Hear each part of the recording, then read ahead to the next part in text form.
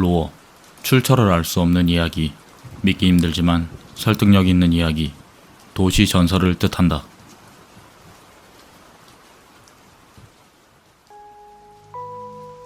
첫 번째 이야기. 교통사고로 오른팔을 잃은 로버트는 그 이후로 이른바 환지 현상에 시달리고 있었다. 있을 리 없는 오른팔이 아프다거나 가려워지거나 했다. 의사에 의하면 뇌가 육체의 일부를 잃은 것에 대해 잘 인식 못하기에 이런 현상이 일어나는 것이라고 한다. 로버트는 말한다. 별로 신경 쓰지 않으려고 하지만 섬뜩한 것은 없어진 제 오른팔을 가끔 누군가의 차가운 손이 끌어당긴다는 것입니다. 두 번째 이야기. 검색 사이트 구글에 계단으로 검색하면 몇천만 건의 페이지가 검색 결과에 표시되지만 때때로 단 한 건만이 표시되는 경우가 있다. 그 페이지는 계단 사진이 단지 한 개 띄워져 있을 뿐이라고 한다. 이 계단은 올라갈 수 있지만 누군가가 내려올 가능성도 부정할 수 없다고 한다. 세 번째 이야기. 이탈리아의 어느 교회에 미래를 비춰주는 거울이 있다. 그 거울 앞에 서면 그 사람은 자신의 30년 후 모습을 볼 수 있는 것이다. 그러나 10년 정도 전부터 거울은 인간의 모습을 전혀 비추지 않게 되었다. 거울은 망가진 것일까? 그렇지 않으면. 네 번째 이야기. 포르투갈 남부에 아무리 먹어도 살이 찌지 않는 여성이 살았다.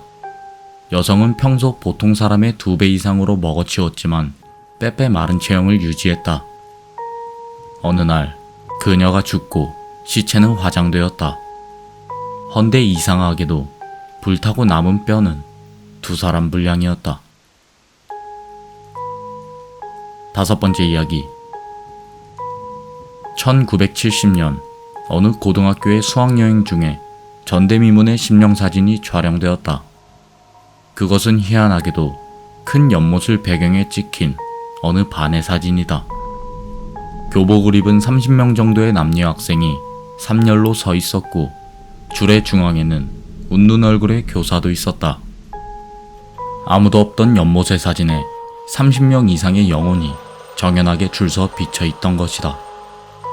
확실히 전대미문의 심령 사진이다. 여섯 번째 이야기.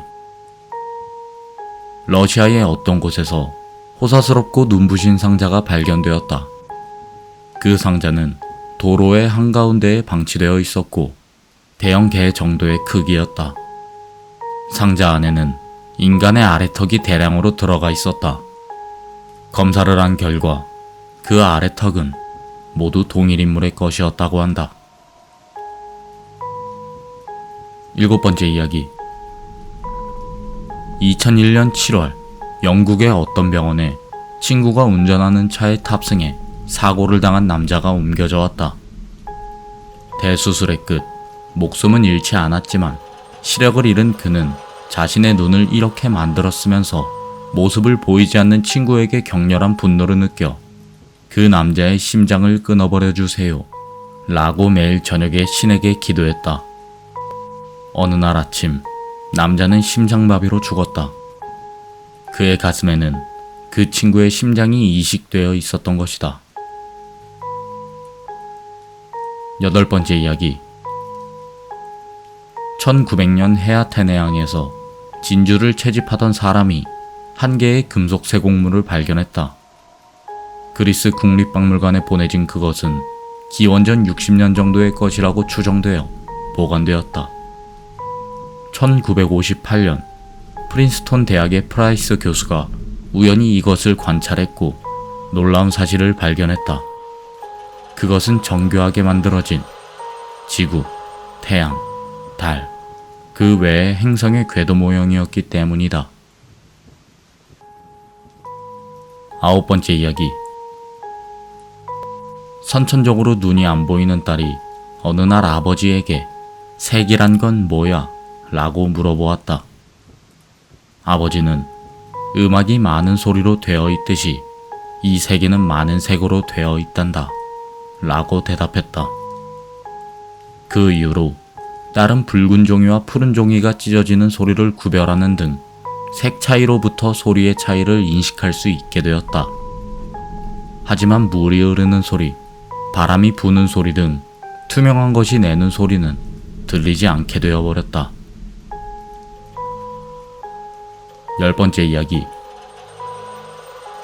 1950년대 자칭 UFO 오컬트 연구가 미셸 크래프트맨의 저작 체인지는 전미에서 화제가 되었다. UFO는 우주인이 아니고 미래인의 타임머신이다. 그들은 미래를 바꾸기 위해 현대에 오고 있다. 미래 사람들은 우리의 과학기술의 발전을 더욱 재촉하기 위해서 미소 대립을 부추기러 왔다.